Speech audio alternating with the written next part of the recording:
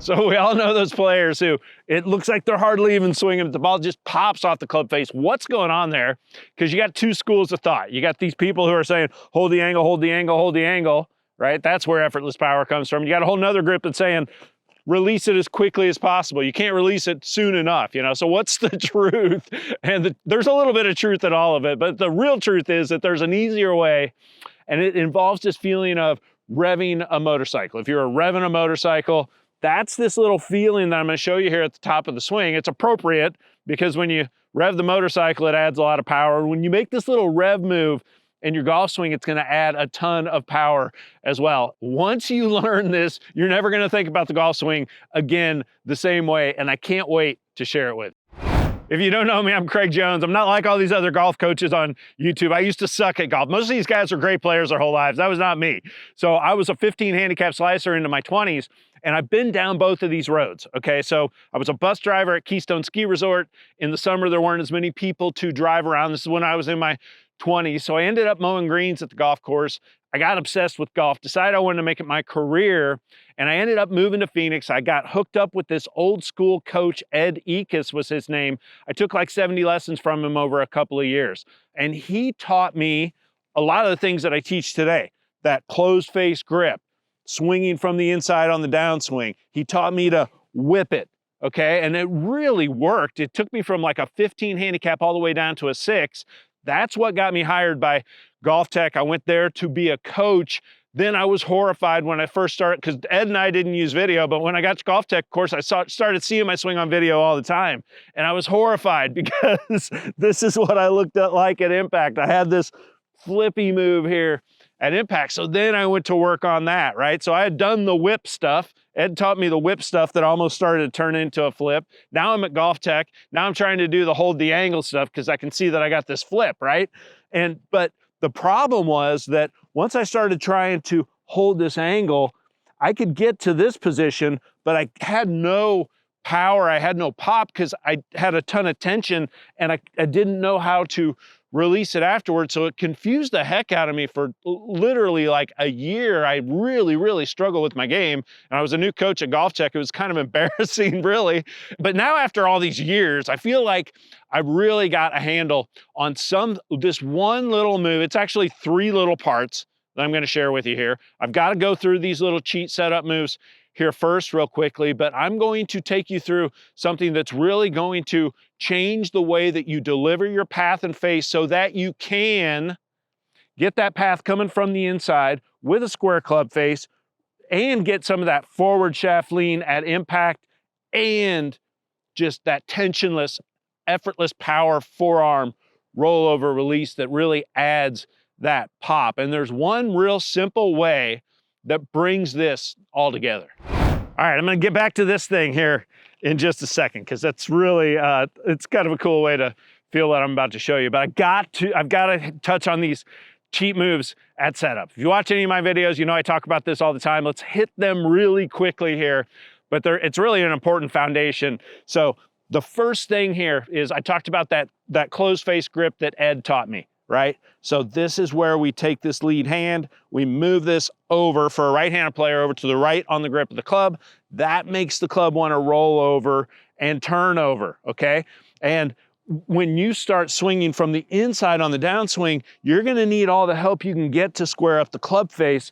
So you're gonna need that closed face grip to help you turn it over. The next little cheat move that we make here is to drop this back foot back a little bit. Okay, that frees you up to swing that path from the inside on the downswing.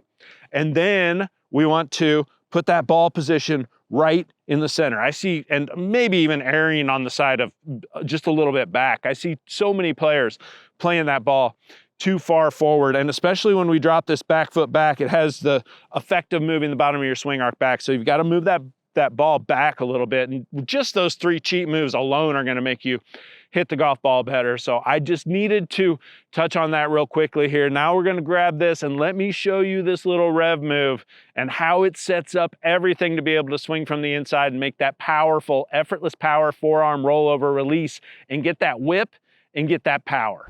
This is the only thing I ever bought in my life off of Temu.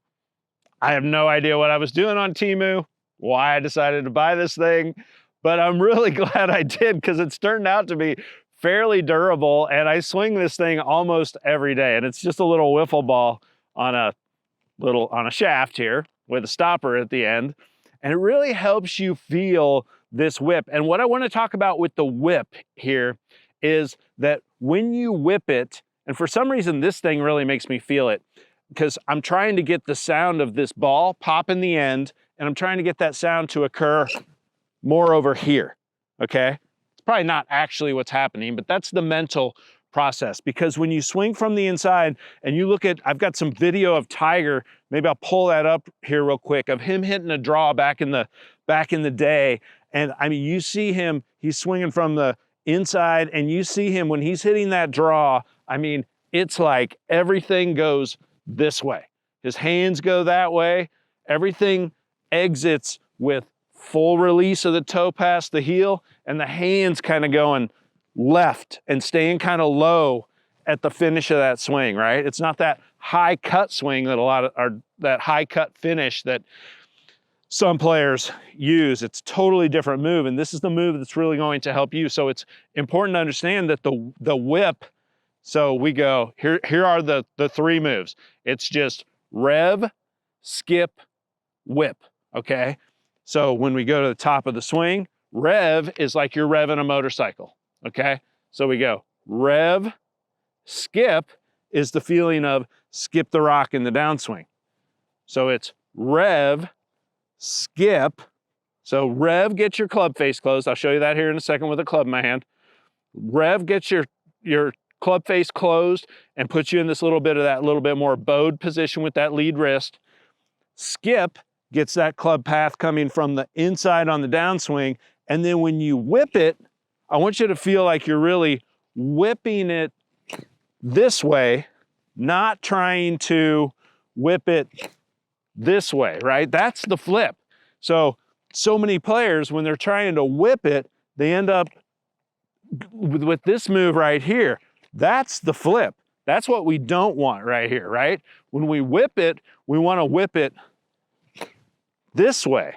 Totally different move there, right? So it's rev, skip, whip. If you were going to skip a stone on water, you would make this move right here. I'm going to show you what this little rev move does at the top of the swing and how you can start to incorporate this into your practice and into your game. All right, you ready to wee, wee? We're going to rev it up here.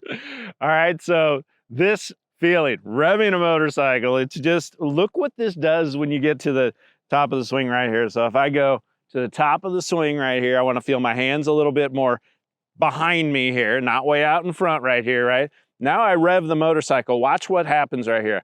I'm going wee, and what happens is, boom, look at that move, right? Puts this lead wrist into this little bit more bowed position. Look what it does to the club face, right? I go from open and cupped right here to more closed and more, almost a little bit bowed right here. And I can almost guarantee you that when you rev the motorcycle at the top of the swing, you're probably not going to get into a bowed position. You're probably going to get into a flat position with that lead wrist. Almost everybody's pretty cupped, right? And this is what's killing everybody's swing, because the typical thing is the hands are too high, the wrist is cupped, club face is open, over the top. Over the top is then chicken wing, of course, right? And those are all the things that are killing power. This rev, skip, whip move is the exact opposite. It's where your hands are a little bit more behind you. Now you've revved, shallows the shaft angle a little bit here, closes the club face a little bit.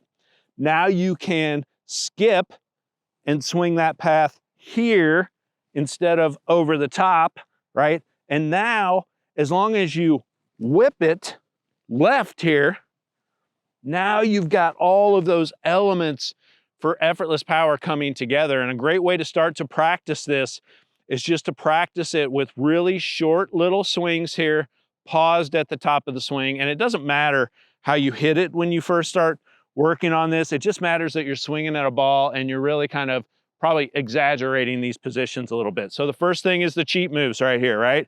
This is where we go face square, feet together, ball maybe just even airing just a bit back. Now we go to that closed face grip. Now we drop that back foot back just a little bit here. Those are our cheat moves.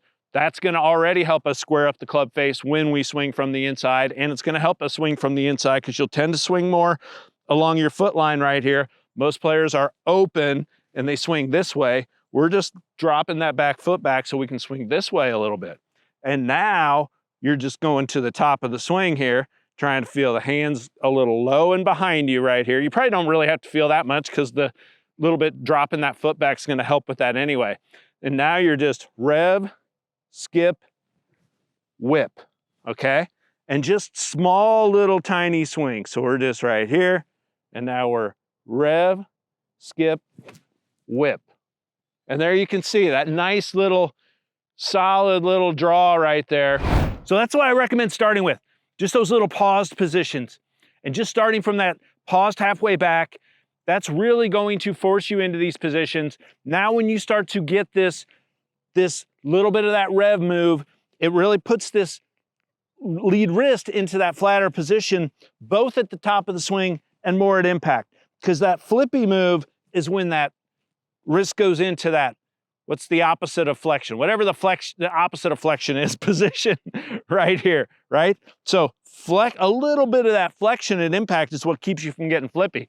So we're just revving and getting a little bit of that flexion at the top of the swing. It's gonna keep you from getting flippy through impact. Then, as long as you can still just soften the arms and really let that toe, throw that toe past, now you're getting the benefit of, you're not flippy through impact, you're still getting that compression, you're still getting that, you know, little bit of forward shaft lean, that little bit of that club traveling down into the golf ball. So, and this is the move, how many pros use this move?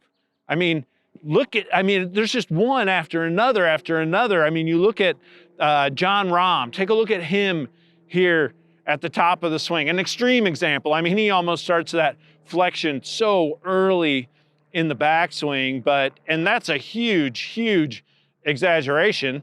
But you look at a guy like Collin Morikawa is another one. He's a guy who makes that little flexion move a little bit more subtle, okay? But I mean, the list just goes on and on. I mean, Victor Hovland's gotten a lot more of that flexion. Of course, obviously, Dustin Johnson is a guy who's another extreme example of that, but you do not see anybody playing from cupped and open at the top. You can play from square, you can play from closed and bowed, you cannot play from cupped and open, and that's where most people are trying to play from. Cupped and open here, over the top, and that is just a recipe for glancing blows and zero compression, zero effortless power. So that is why this is so important. And how do you go about practicing this? I highly, highly recommend that you practice this often for short periods of time into a net. And the reason is because once you know what you're doing, you're just really working on the skill of what we just talked about there, right? You're just really working on the skill of getting all those cheat setup moves, going to the top of the swing, and then just going rev, skip, whip. And I pushed it out to the right there. I didn't get it squared up at impact, but that is all that you're working on there, right? And from that paused position, it is hard to hit shots from a paused position, but it's the only way to really, it's one of the best ways to get it ingrained anyway. So it is just rev, skip, whip. There we go. Now we got one turned over. That was solid. That one popped. Still pushed it out to the right a little bit, but it had a nice little tight draw on it, and it was dead in the center of the club face. Jumped off that club face. It's such a good feeling. And you can do that from that little paused position right there. That's why I recommend working on this very often for short periods of time. Working on something very often for short periods of time means working on it at home into a net, okay? And the reason that that's so important is because what happens when you go out to the driving range? 200 balls, 7 different swing thoughts. You hit one. Ball doesn't do what you want it to do. What do we all do? We're like, oh, okay, well, what if I did this? And then, you know, it works for 3 swings. And then it does something else we don't want it to do. Then it's like, okay, well, what if I did this? You know, and that's why those driving range sessions so often turn into just try this, try that. And there's no skill building that takes place. You need to do this repetition of getting yourself into these better positions so that it starts to feel more normal and starts to feel more ingrained. The only way that you can do that is to actually remove the ball flight from your practice so that you can focus on what you're trying to change in your swing. That's also why I'm getting ready to put together a little 30-day challenge where I take you through this net practice day after day after day. And this is going to be something, I'm putting the page together right now, so you'll see it somehow, somewhere on one of my YouTube videos, or you can go to the website or whatever. But this is it's not free. It's going to be really affordable, but it's not free. This is going to be delivered inside my member site. This is going to be daily emails for 30 days with different videos every single day. These are going to be member-only videos. And I'm going to take you through exactly how to practice this day by day by day, because that's the other thing. I just threw a bunch at you, right?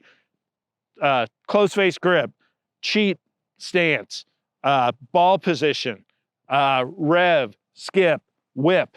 You know, I mean, I guarantee you that's a lot to remember. And I've done this in the past with the members where I put together this little 30-day challenge, and it's really great when we've got a lot of people going through it at one time, because I build it in real time. And when you build a course in real time with feedback from the members as they're going through a brand new course that you're creating, it just makes the course so much better. And we've done this like 3 times now, and it's really been a lot of fun. So more coming on that soon. So hit like, hit subscribe, enable alerts so you don't miss anything here.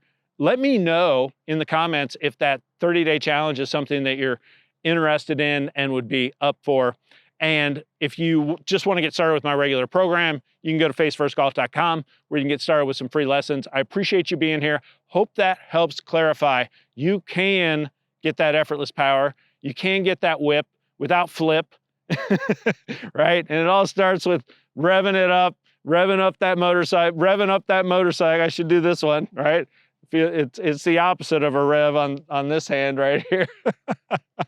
But revving up that motorcycle, revving up that power, and that is a great way to do it.